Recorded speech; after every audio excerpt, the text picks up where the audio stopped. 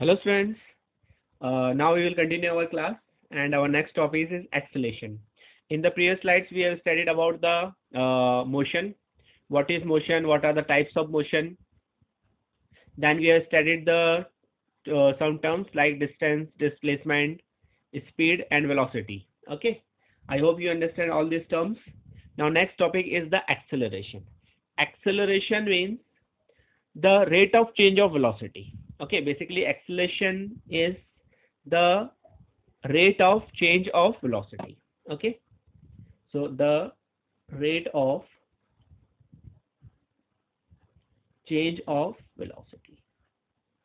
Okay, so we can write the formula as the velocity upon time. Acceleration is basically is the change in velocity. Velocity जो है वो बढ़ रही है या घट रही है, उसके हिसाब से आपका जो एक्सेलरेशन होता है वो कैलकुलेट होता है. तो एक्सेलरेशन टोटली डिपेंड करता है किस पे, वेलोसिटी पे. ओके, तो एक्सेलरेशन आपका हो जाएगा change in velocity upon time interval या टाइम टेकन. तो जितनी वेलोसिटी चेंज होगी वो दिए हुए समय में, the change in velocity in the given time interval is known as the acceleration. उसे हम बोलेंगे एक्सेलरेशन. और हम इसको इस तरह से लिख सकते हैं, एक्सेलरेशन ए इक्वल टू, अब चेंज इन वेलोसिटी में है यहाँ पे दो चीजें हैं, final velocity and initial velocity. Okay, what is the final velocity, what is the initial velocity. तो इसका जो फॉर्मूला है हम इस तरह से लिख सकते हैं, या एक और तरीका है फॉर्मूला लिखने का. चेंज, किसी भी चेंज के लिए हम यूज करते हैं डेल्टा. ठीक है, किसी भी चेंज के लिए u v upon delta t. Okay, delta v upon delta t. What is the change in velocity with respect to the change in the time, या कोई टाइम इंटरवल में कितनी वेलोसिटी चेंज हुई है, ये क्या देगा इसका एक्सेलरेशन. इसको हम इस तरह से लिख सकते हैं, या हम इस तरह से भी लिख सकते हैं इसको, final velocity minus initial velocity upon time. तो फाइनल वेलोसिटी आपकी होती है v, हम फाइनल वेलोसिटी का v से रिप्रेजेंट करेंगे. Initial velocity is u and time is t. This formula is final velocity minus initial velocity upon time. तो ये भी इसका फॉर्मूला है v minus u by t. Okay, तो ये दोनों तरीके से हम इसको रिप्रेजेंट कर सकते हैं. तो what is basically acceleration, acceleration is the change in velocity with respect to the time. Okay, now इसकी यूनिट क्या होगी, यूनिट जो होगी एक्सेलरेशन की, वेलोसिटी की यूनिट हमको मालूम है मीटर पर सेकंड होती है और टाइम की सेकंड, तो इसकी हो जाएगी मीटर पर सेकंड स्क्वायर. ओके, इसकी जो एक्सेलरेशन की यूनिट हो जाएगी दैट इज मीटर पर second square. Okay, acceleration is a vector quantity, it is a vector quantity. Acceleration जो होता है वो एक वेक्टर क्वांटिटी है, एक्सेलरेशन की डायरेक्शन होती है, क्योंकि वेलोसिटी की डायरेक्शन होती है इसलिए एक्सेलरेशन की भी डायरेक्शन होती है. The velocity has the direction, so acceleration will also have the direction. So velocity upon time is acceleration and it is a vector quantity. इसका डायमेंशन फॉर्मूला क्या हो जाएगा, डायमेंशन फॉर्मूला, वेलोसिटी का dimension formula होता है m0 lt minus 1. तो acceleration का हो जाएगा m0 lt माइनस 2. ओके, मैं आपको यहाँ पे निकाल के बता देता हूँ.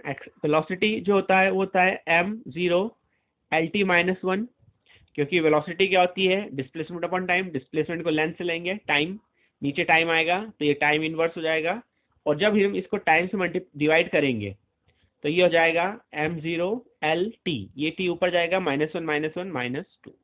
So it's m0 lt minus 2. So this is the dimension formula of your acceleration. अब ये जो एक्सेलरेशन होता है ये पॉजिटिव भी होता है, नेगेटिव भी होता है और जीरो भी होता है. जैसे वेलोसिटी आपकी पॉजिटिव होती है, नेगेटिव होती है, जीरो होती है, वैसे ही एक्सेलरेशन भी होता है, तीनों होता है. अब तो हम ये कह सकते हैं तीन टाइप का एक्सेलरेशन होता है. Positive acceleration, positive acceleration. अब पॉजिटिव एक्सेलरेशन कब होगा, जब v is greater than u, मतलब आपकी फाइनल वेलोसिटी इनिशियल वेलोसिटी से ज़्यादा हो. यदि फाइनल वेलोसिटी इनिशियल वेलोसिटी से ज़्यादा है तो एक्सेलरेशन क्या होगा, पॉजिटिव होगा. जैसे आप कोई भी गाड़ी है उसको एक्सेलेरेट करते हैं, गाड़ी को आप एक्सेलेरेट करते हैं किससे, with the help of accelerator. तो यहाँ पे जो नाम दिया गया है एक्सेलरेटर, वो एक्सेलरेशन सबसे ही आया है. आप गाड़ी की क्या करते हो, स्पीड बढ़ाते हो, एक्सीलेटर से क्या करते हो, गाड़ी की स्पीड बढ़ाते हो, तो वेलोसिटी क्या हो रही है, इंक्रीज हो रही है। अब वेलोसिटी जैसे जैसे इंक्रीज हो रही है तो गाड़ी में एक्सेलरेशन आ रहा है, कौन सा एक्सेलरेशन आ रहा है, that is a positive acceleration. Okay. और सेकंड होता है आपका नेगेटिव एक्सेलरेशन, जब v u से छोटा हो जाए, फाइनल वेलोसिटी इनिशियल वेलोसिटी से क्या हो जाए, छोटी हो जाए। तो जब फाइनल वेलोसिटी इनिशियल वेलोसिटी से छोटी होगी तो उस केस में नेगेटिव एक्सेलरेशन हो जाता है, इसको हम बोलते हैं डी एक्सेलरेशन।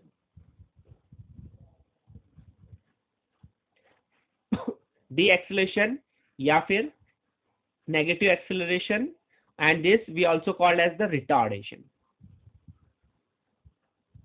इसी को हम बोलते हैं रिटार्डेशन।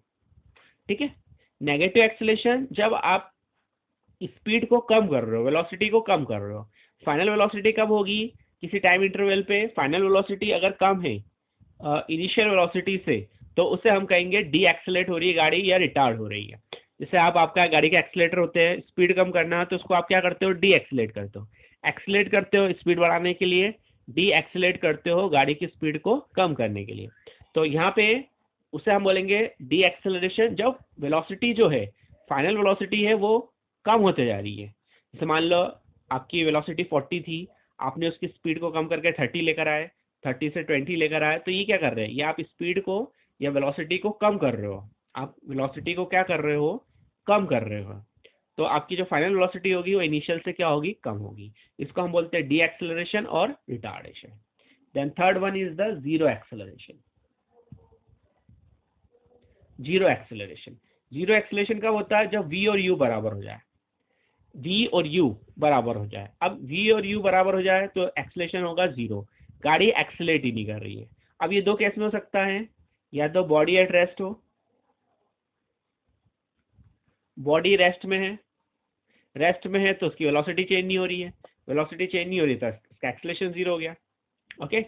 और दूसरा है आपका, अगर कोई बॉडी यूनिफॉर्म वेलोसिटी से ट्रेवल कर रही है। Okay. if a body is traveling with uniform velocity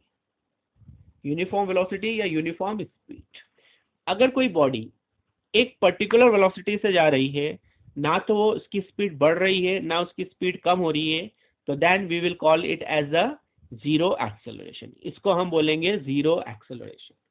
understand. जैसे मान लीजिए आप गाड़ी चला रहे हैं, आपने स्पीड बढ़ाई गाड़ी की, और गाड़ी की स्पीड आपने बढ़ाते बढ़ाते आप ले गए 50। अब आपने डिसाइड किया कि मैं गाड़ी जो है वो 50 पे चलाऊंगा, now I will not increase the speed और नॉट डिक्रीज द स्पीड। तो till that the vehicle is moving till the speed of 50, जब तक वो 50 की स्पीड पे चल रहा है, the what is happening, the acceleration जो है उसका ना तो बढ़ रहा है ना कम हो रहा है, वेलोसिटी बढ़ रही है ना कम हो रही है। तो उस केस में जो एक्सेलरेशन हो जाएगा वो क्या हो जाएगा, जीरो हो जाएगा। ठीक है। जब आप इस फॉर्मूले से देखिए, जब v और u सेम हो गया तो ये क्वांटिटी क्या आ जाएगी, जीरो। तो ये क्वांटिटी जीरो आ गई तो एक्सेलरेशन भी क्या आ जाएगा आपका, जीरो। तो this is known as the zero acceleration. ठीक है। I hope you understand this acceleration. अब इसमें एक चीज और पढ़नी है अपने को, that is the instantaneous acceleration. Instantaneous acceleration. Okay. Instantaneous acceleration क्या होता है, what is the instantaneous acceleration, acceleration at an instant, किसी भी पर्टिकुलर इंस्टेंट पे जो एक्सेलरेशन होता है उसे हम बोलते हैं इंस्टेंटेनियस एक्सेलरेशन। ओके, स्पेलिंग थोड़ा देख लेते हैं, INSTANTE,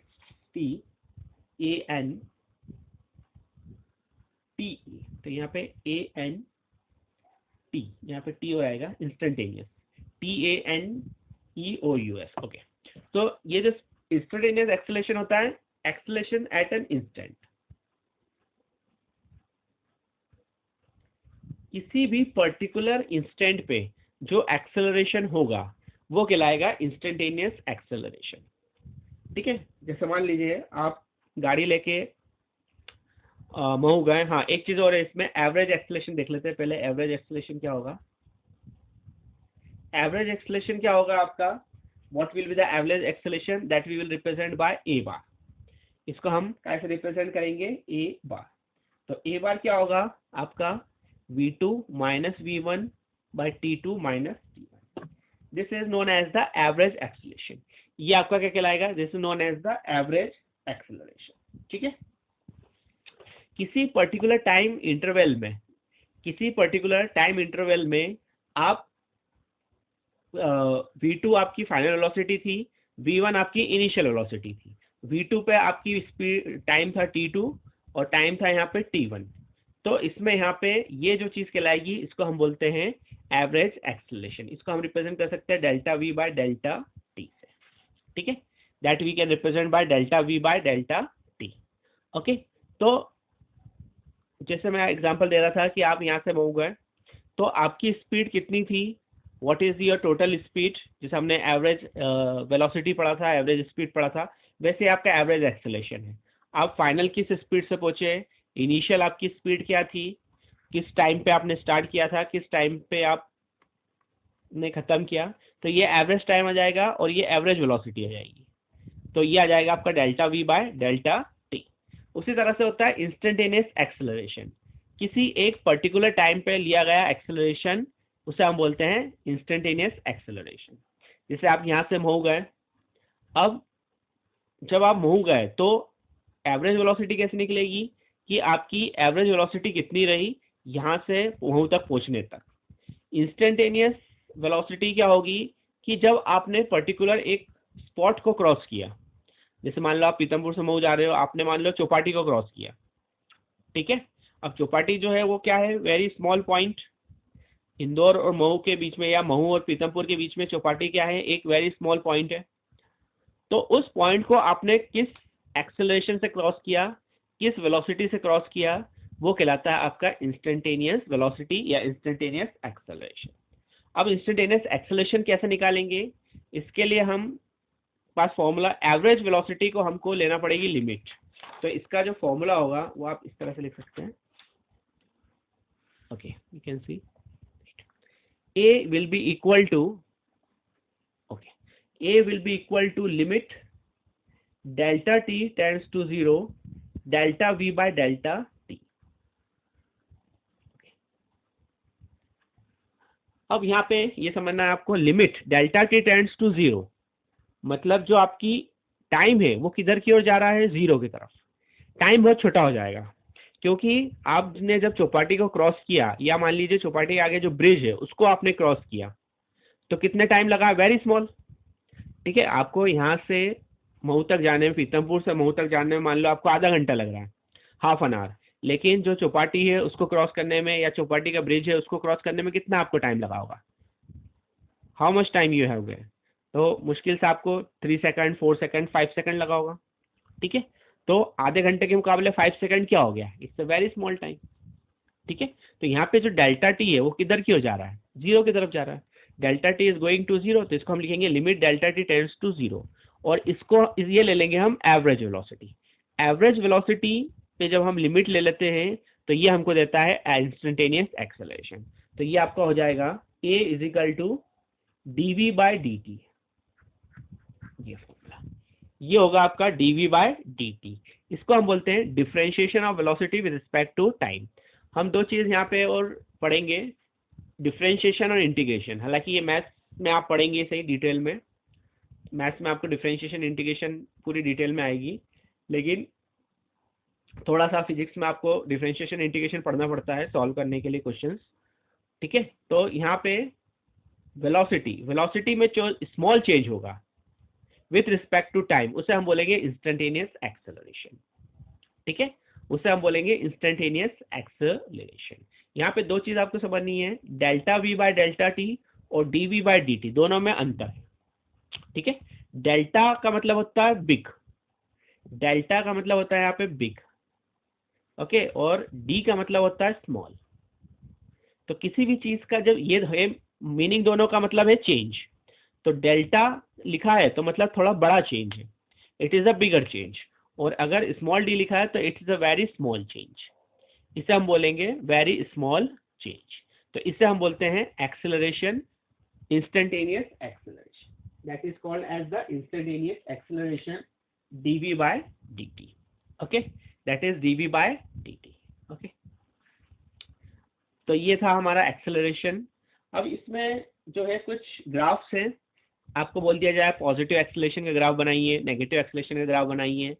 ठीक है, तो हम देखते हैं graph of for positive acceleration. Positive acceleration के लिए ग्राफ क्या होगा? जब भी हम इसका पॉजिटिव एक्सेलरेशन का ग्राफ बनाएंगे तो हम बनाएंगे velocity time graph.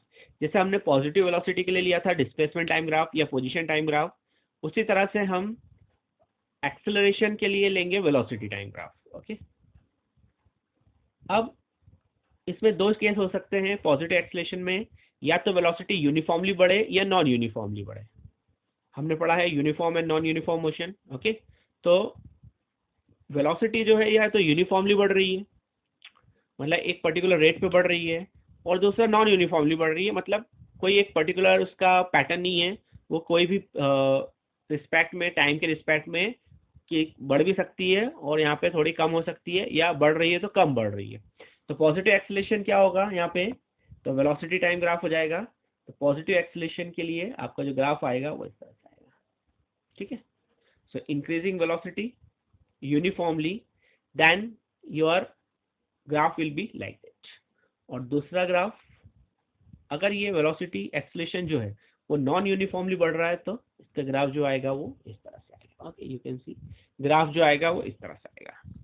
Then you have negative acceleration.